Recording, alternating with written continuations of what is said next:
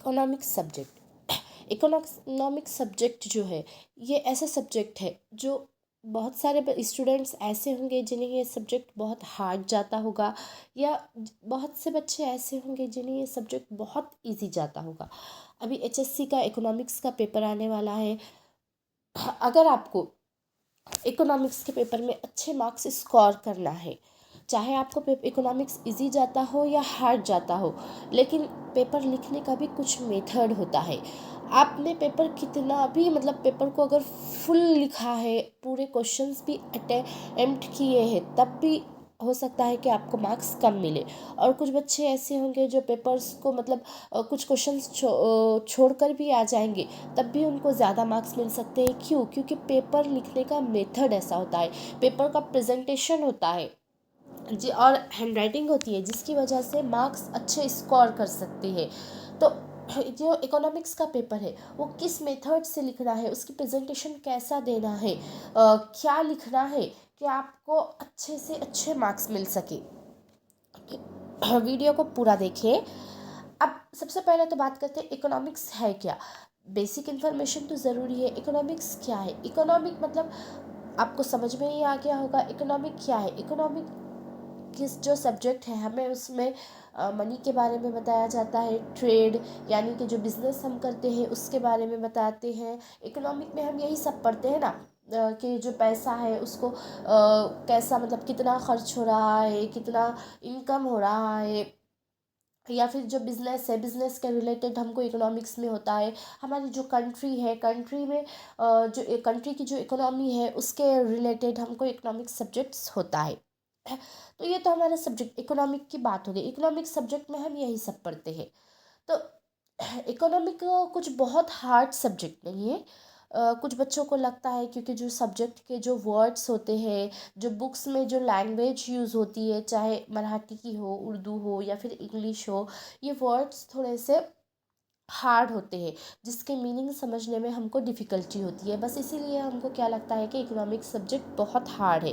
But economic जो subject है वो बहुत हार्ड नहीं होता है, बहुत इजी सब्जेक्ट है।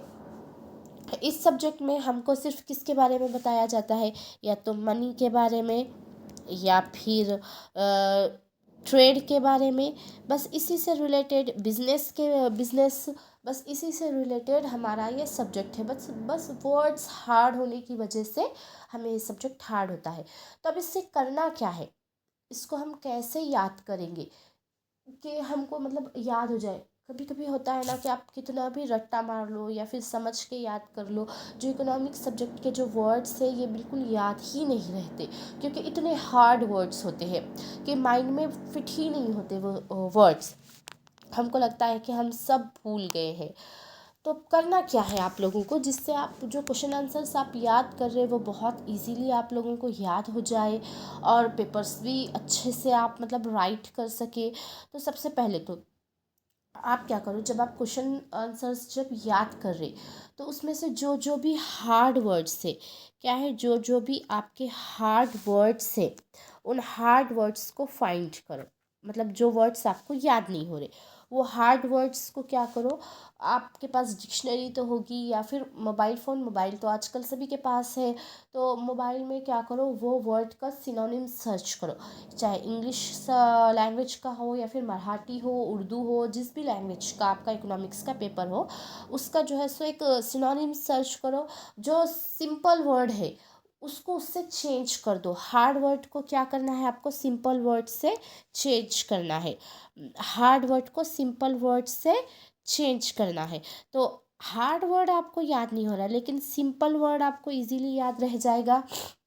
सबसे पहला काम तो ये करना है आपको, और उसको आप सिंपल वर्ड को याद कर लीजिए, बहुत इजी से याद हो जाएगा। जो जो भी ऐसा लग रहा है, जो भी वर्ड आपको ऐसा लग रहा कि ये वर्ड हार्ड है और आपके माइंड में एग्ज़ाम तक नहीं रह सकता, या फिर एग्ज़ाम हॉल में जाकर आप ये वर्ड को भूल जाएंगे, तो उसको आप इजीली अपना जो सिंपल वर्ड है उस वो यूज़ कर लो, उसकी जगह पे उसका सिनोनिम यूज़ कर लो।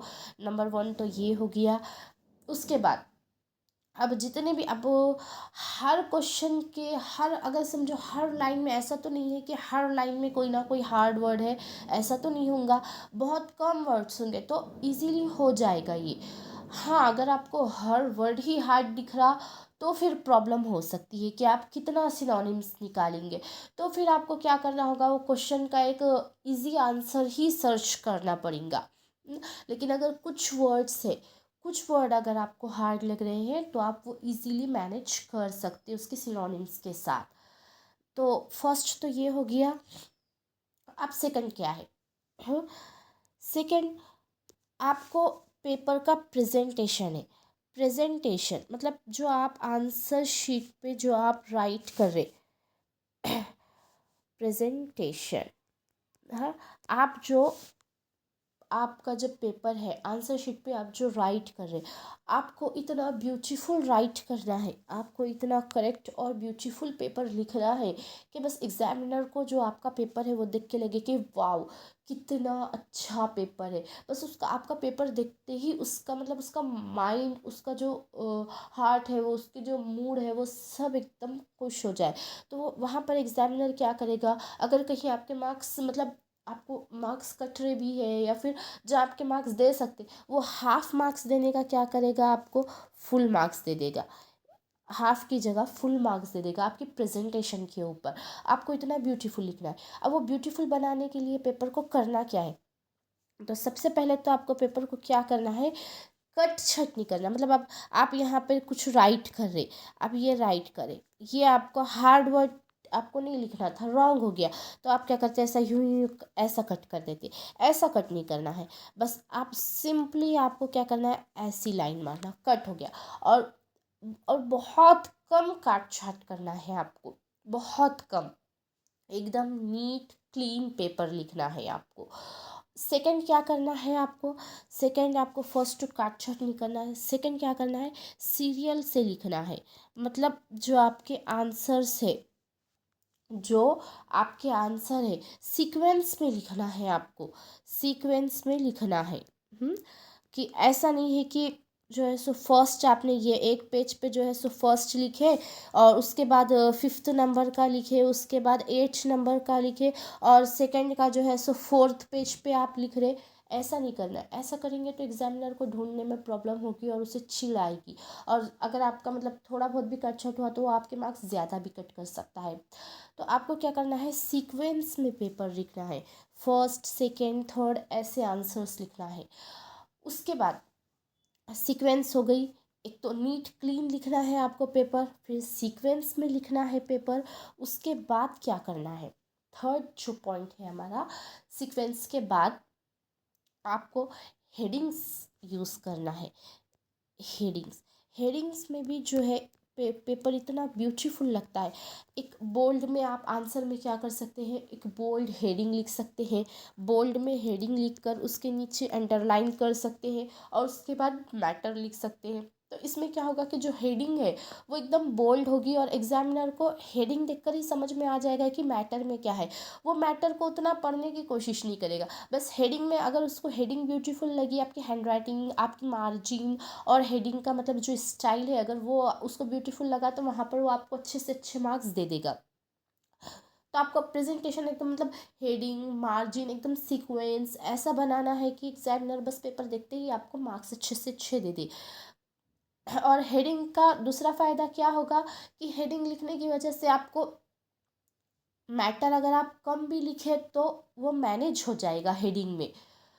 फिर नेक्स्ट आपको क्या करना है, अगर आपको किसी क्वेश्चन का आंसर नहीं आता, अब ये तो आपका पेपर का प्रेजेंटेशन हो गया। अब तक मैंने जितना आपको बताई ये सब आपका पेपर का प्रेजेंटेशन था, जिसमें आपको नीट क्लीन पेपर लिखना है, सीक्वेंस में लिखना है, हेडिंग्स बनाना है आपको क्वेश्चन आंसर्स में, हेडिंग में अंडरलाइन करना है, बोल्ड लिखना है और जो मैटर है उसे भी क्लीन लिखना है। ये पेपर का प्रेजेंटेशन हो गया आपका। अब नेक्स्ट, अगर आपको इकोनॉमिक्स सब्जेक्ट हार्ड जाता है और किसी क्वेश्चन का आंसर आपको नहीं आता तो आपको क्या करना है। अगर मान लीजिए आपको कोई क्वेश्चन का आंसर नहीं आ रहा, तो क्वेश्चन पेपर में क्या कीजिए, वो आंसर से वो क्वेश्चन से रिलेटेड और कहीं ना कहीं आपको क्वेश्चन मिल ही जाएगा। क्वेश्चन तो मिलेगा, या फिल इन द ब्लैंक्स में होगा, या फिर मैच द पेयर्स में, या फिर ट्रू और फॉल्स में, कहीं ना कहीं उससे रिलेटेड कोई ना कोई क्वेश्चन आया ही होगा। उस लाइन को ले लीजिए, उस लाइन को लेकर क्या करना है आपको, अपनी माइंड से कुछ लाइन्स आपको बनाना है। इस तरह से आप जो है सो अपना पेपर बहुत इजीली लिख सकते हैं। So best of luck of your exam.